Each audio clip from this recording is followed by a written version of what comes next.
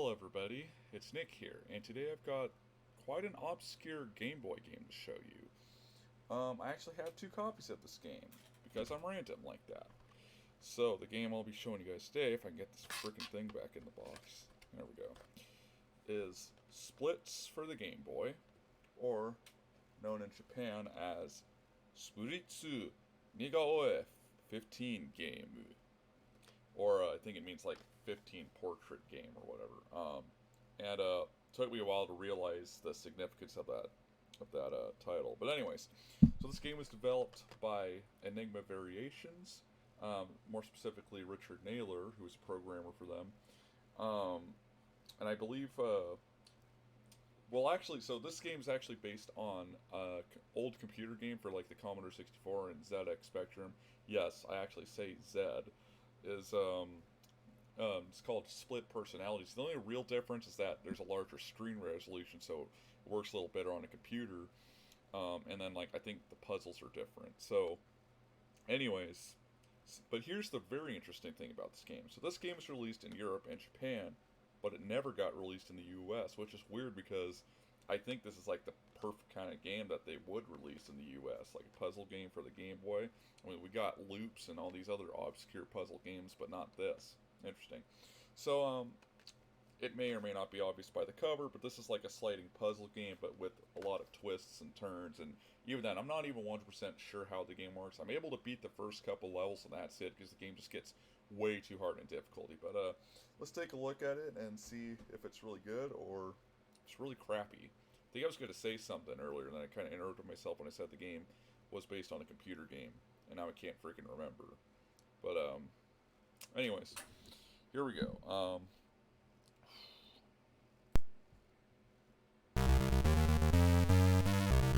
Just here, does the song sound like Bad by Michael Jackson? So I have no idea if those guys on the radar. I know that's called Retired Theme. So I believe there's 10 levels. Of course, it gets progressively harder. Like, ramps up each level progress, and each level is like some famous person. So I don't know all the things. I only recognize the people. Like there's like this first level. So cool thing is, here's how the game works. So you press the A button, or you can hold it to drop these tiles or whatever. Now I'm gonna pause for it just so I can explain a few things. So if you see that crack on the wall on the right, that means so basically if you try to put a block there, like say it's on the left, like where that chute is on the left, and I move it to the right where the crack is, it'll actually send the block back. You have to do it vertically. You have to get to that spot vertically rather than horizontally. So this block on the upper left, you have to access it from the block to the right of it, if that makes any sense. That second block up there where like Abraham Lincoln's eyes are, you have to select it from there. If you try accessing it from the block underneath, it won't go to it. So I thought that was kind of weird, and I thought it was really kind of unnecessary and stupid. But anyways, one guy programmed this game, so I'm not going to give it too much help. But anyway, so that block on the top left, the checkered one, is like I'll call it the dispenser, and it'll dish out the blocks basically. Now the cool thing is, it took me a while to realize this. When you have a piece highlighted, it'll actually tell you where that piece goes on the map. So see it, like this one's supposed to go on the middle, on the bottom. So that's pretty cool. I will give the game props for that. I like that. I like that idea. So this will go on the bottom. See, there we go. So this piece goes down here. So this whole upper row is actually clear space. You only have to worry about the space down here. Now see, some of these power-ups like this heart, I have no idea what it does. Sometimes you'll get a bomb that comes out and you have to throw it out, like that. You have to disperse of it, or else it explodes and you lose a life. Now you have 3 lives in this game and no continue, so at any point in the game you lose all 3 of your lives, that's it. And as far as I know, there's not even any cheat codes or anything, so those 3 lives are literally all you get, so you really got to be careful. And this fork, again, I have no idea, and I did read the manual a little bit, but probably could have spent a little more time on it, admittedly, but there's like I know there's like a diamond power-up where like if you put 2 of them together, your score will increase, but as far as I know, the score doesn't affect anything in the game. In fact, I don't even think there's a high scores like screen or anything, so it kind of defeats the purpose. At least have that. I mean, I said this before, and apparently I was wrong, but I said, well, score doesn't matter in games anymore, but there are some people, I was wrong. I mean, there are some people that do care about the records, and I'll admit, even I care, like when I play Paperboy on the NES, since I can easily beat it, I always keep track of my scores. So see, there's a bomb there. Unfortunately, the chute was open, so I couldn't throw it. See, I don't know what that teddy bear does. So yeah, that's the helpful thing. If you need to throw away some, like some stuff, you can. See, like that one thing destroyed that other thing. I don't know. I have no idea about this. Okay, so I'm trying to get this piece over here. But see, there you go. So we keep trying to move it there because that crack in the wall. And of course, there's both permanent cracks like that one, and there's also temporary ones. They'll go away after a few seconds, and they'll come back after a few seconds, and so on and so forth. But in the later levels, of course, there's way more of them, so you have to really be strategic in your movements. So that can be kind of frustrating, for sure. So I'm trying to. So again, you gotta get it over there vertically. So, which I just did. Okay. So yeah, it took me some getting used to actually find enjoyment in this game, but it can be good. Graphics, they're okay, but like, I don't recognize some of these celebrities or the people they put on these levels, just because I don't think the graphics are that good. Now, I don't know if Richard Naylor did all the graphics too, or if he just programmed it. There's no other credits in either the European or Japanese manual, so I have no idea. I thought I read something like in the Japanese version that pictures are different, but I'm actually playing the Japanese ROM right now, and after just playing through the European version, I can tell you they are, as far as I know, they're exactly the same. There's no other differences. And I'm probably going to run out of time here, because like this game requires a lot of concentration, but it's okay. I have 3 lives, and I only plan on getting through like this first level here. The music in this game sucks. I'm gonna say that, and it's not because the title music is bad, but it's because that's the only actual song in the game. The rest of them, you know, it's not really anything else. Which, yeah, see. Did I have 4 lives? I wasn't paying attention. Anyways, but there's a few other jingles in the game, but that's all there is. I mean, I think, you know, for a game from 1993, they could have had a little more music. Now, the title music and all those little jingles are actually taken from the original Commodore 64 game, Split Personalities, which Whittaker also did the music for. Yeah, and I mentioned the music was by the legendary David Whittaker. Well, the music by the legendary David Whittaker, so that's pretty cool. Maybe for all I know, I'm just putting together a picture of Daniel Day-Lewis. I don't know. Because like I said, they didn't do too great a job of, like, at least I could recognize it's Abraham Lincoln. He's got the top hat, American flag, okay, I get that. But, like, if you're from Japan or something, you're probably not even going to know who this is. And I don't think the manual tells you, like, who's on each level. Now, the 10th level is interesting because, so, in most levels, so you can hold the B button, and it'll show you what the picture's supposed to look like. The last level, which, they don't do that, so that's kind of interesting. At least the timer, I believe it resets completely once you lose a life, so at least you have somewhat of a fighting chance. But, you know.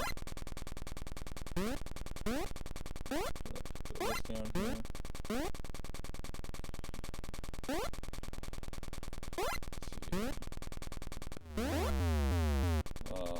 Okay. Like I said, this is a game that does require a lot of concentration, so it might be a bit silent, but I'm trying to fill you in with as much of this game as I can, because I can't really find any videos of this on YouTube. But it, you know, I can see people enjoying this game.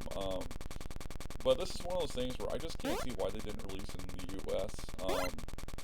I know with, like, since Imagineer published this game both in Europe and Japan, I know there was, like, one of the game developer who was making Elite for the NES was saying it wasn't released in the US because they couldn't find a publisher. So obviously Imagineer didn't have a US office, or at least at the time this game was being made. So I guess I could see that. But anyway, so here's the end of the level. And there you go.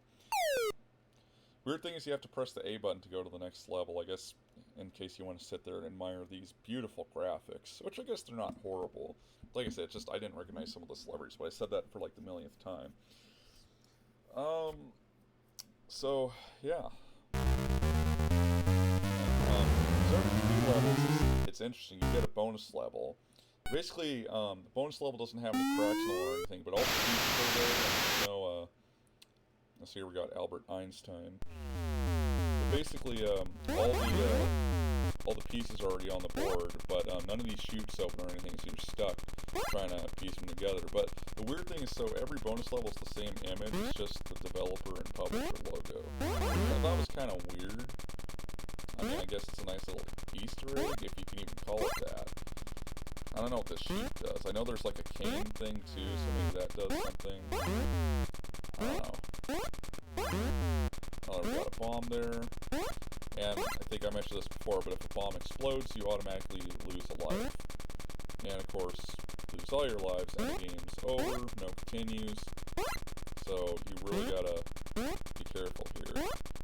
But yeah, this indicator on the top left thing is so helpful. I mean, but in the later levels, even with that, it will not help. I mean, you are going to have a really tough time getting through these stages.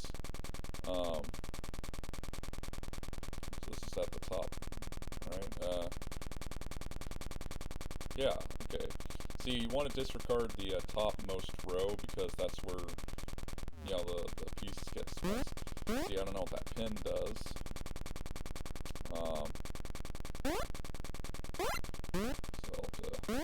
Oh, crap. Yeah, so you can do that by accident, so you gotta be careful.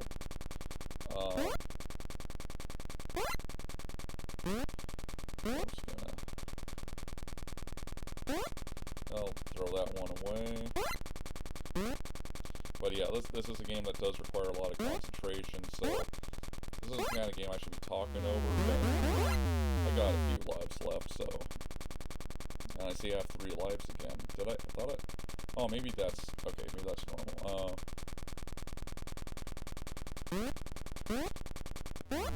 Yeah, I don't know what that did. What did that do? Well, anyways, okay.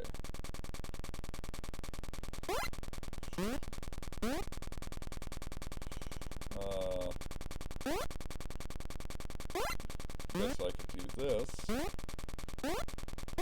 So my tip to you though is like try working around the edges. Like maybe like this and this wall or whatever. Or maybe even this wall and this wall, because then it makes it easier to put the remaining pieces in place. Because otherwise you're going to be pretty screwed later on. Okay.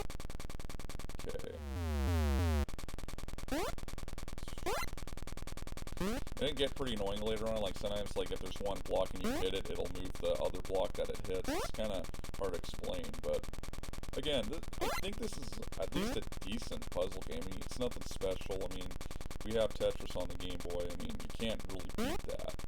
So, it's definitely not better than Tetris, but it's at least unique. I mean, it's a sliding puzzle, but it's got like its own twists and turns and stuff, and I like that. Oh crap. Ah crap, I gotta... Yeah, see, I'm probably not gonna do this one in time because I could at least complete it, but man, it's gonna be tough.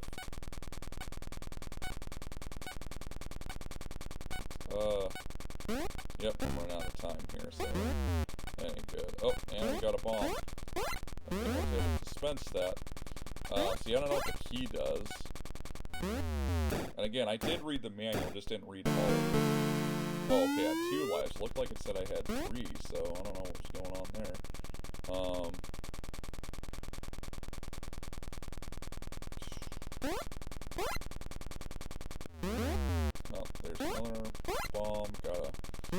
So if you want to dispense these pieces, sometimes you gotta wait, and of course time is of the essence, so you don't want to wait, but I thought I had the lowest piece down here, but I guess not. Crap. Well, maybe I won't do this. Usually I'm able to do this level, but trying to find the bottom here.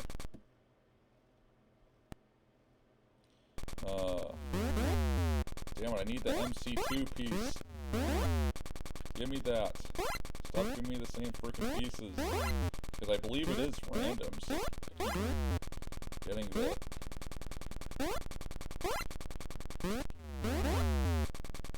Oh, okay.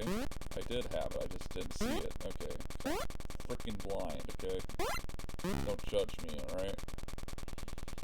Oh, God, okay. Yeah, I've definitely got to clear out some space here.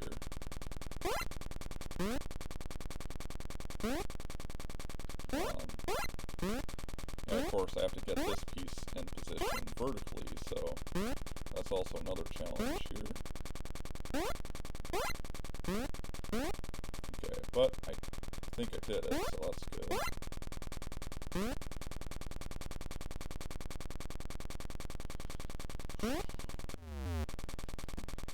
Guess I should, see, I almost think this isn't really supposed to be Albert Einstein, but, like, rather like Jack Albertson.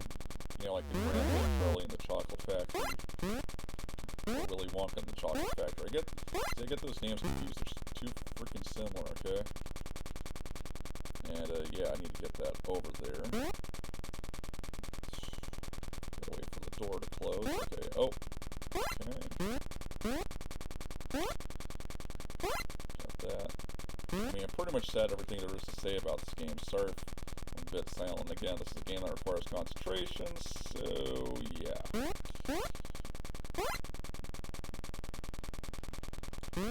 I think I'm starting to get it. Starting to. Keyword. There we go. I gotta throw this one up, and this one. There we go. Getting closer.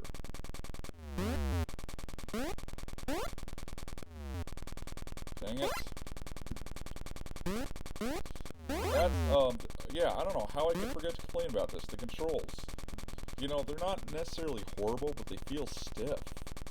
Like, you know, it's like it's been a lag time or something. It's like, it's hard to explain. You'd have to play it to know what I'm talking about, but like, man, this is...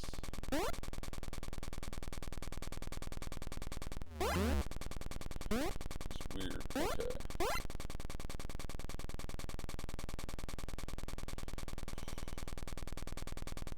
I guess I'll throw that one out.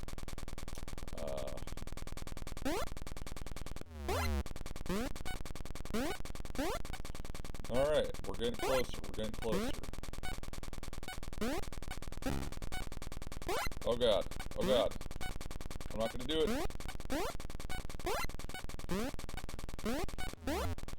Oh god, I got the wrong... Oh shit. And I don't think this game has the 0 life. Nope. I almost had it. I didn't have to freaking talk to you guys, I would have done. But anyways, there you go. There is, that. Now, I'm going to show you guys something, because since I don't believe it's documented anywhere on the internet, I'll show you the other levels. So, spoiler alert if you don't want to see that stuff.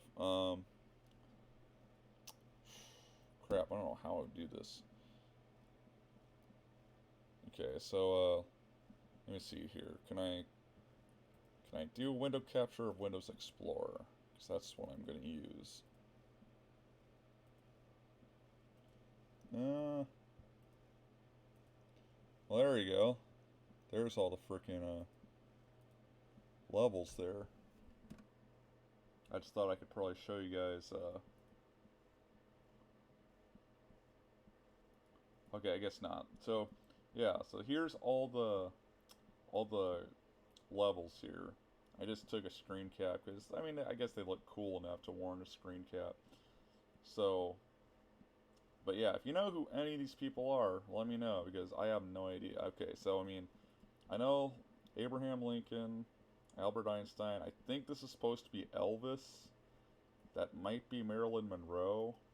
Have no idea who this is. I don't know. It's maybe supposed to be John Wayne. I have no idea. I want to say this is Freddie Mercury, but I'm pretty sure it's supposed to be somebody else. I mean, there's like crowns around this guy or whatever in the background, so I don't know. This guy, level 7, I don't know. Maybe that's William Shatner or something. Have no idea. Level 8, okay, that's Ronald Reagan. Level 9, I don't know if that's supposed to be King Tut or if that's just supposed to be just kind of a generic Pharaoh guy. Now, level 10 is this ugly bitch who reminds me of that lady in the Nintendo Power magazine holding that, like, tray of crap or whatever. So, and then here's the bonus level, which is just Imagineer logo and Enigma Variations logo. Which is kind of funny. Enigma Variations, their logo doesn't appear anywhere in the game. Although, at least Imagineer, their logo isn't in the game either. At least it's in on the box or whatever. So it's kind of weird. I mean, I think the bonus levels could have been like, like different images too. But whatever, they didn't do it like that, and that's fine. So if I had to rate Splitz, I'd give it 3 out of 5. I think it's a decent game. It's not horrible, but it's also nothing special. But I still think it's one of those games that should have got a US release, but didn't for whatever reason. And I mean, guess I'm not complaining. No, I paid a lot of money for both these games, but that was because they're complete and everything. So, and then there's like tax, because I live in Washington State, and then there's shipping and everything. 'Cause these are from foreign countries, so that's part of why they were so expensive. You could probably find them for a few bucks, I'm guessing. I didn't really check, so if you really want to play that, or you just play it emulated, or even better, play the original. I believe Richard Naylor did graphics and or programming on the original Commodore 64 game, so that's interesting. But anyways, something else to note here. I'm gonna go back to my webcam here. Something interesting to notice: both the Japanese and U.S. versions have this thing here. It says 1993 copyright for Brooke Richlow. Richlow Ltd. I don't know. Maybe that's the guy who designed the game originally. I have no freaking clue. What I do know is, yeah, it's not a horrible game, but it's just not the best thing ever. But I do like how it's a sliding puzzle game that I can actually play because I suck at games like this normally. So I don't know. It's kind of weird. What's really weird is the cover or the title screens for the computer versions, because it shows like the characters in the game, and their heads are like balloons. Like you just see their head, and there's like the string coming out of their head. It's kind of weird. So, in fact, YouTube might show the image of that just because I'm talking about the game. So I don't know.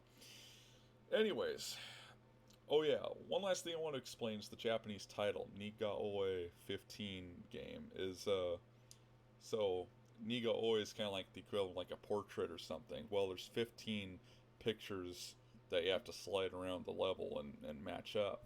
So that's what it means. I thought it meant that there were 15 levels. No, there's only 10. Maybe 13, I think, if you count the bonus levels, because they're every 3 levels, but yeah, that's interesting. So thanks for watching, guys. Hope you enjoyed, and hey, maybe you found a new game you might like. Who knows? I mean, my job here is to cover the obscure / unknown games, while probably playing a popular one every now and then. I don't know. So thanks for watching, guys. God bless, and peace out. Have a good one.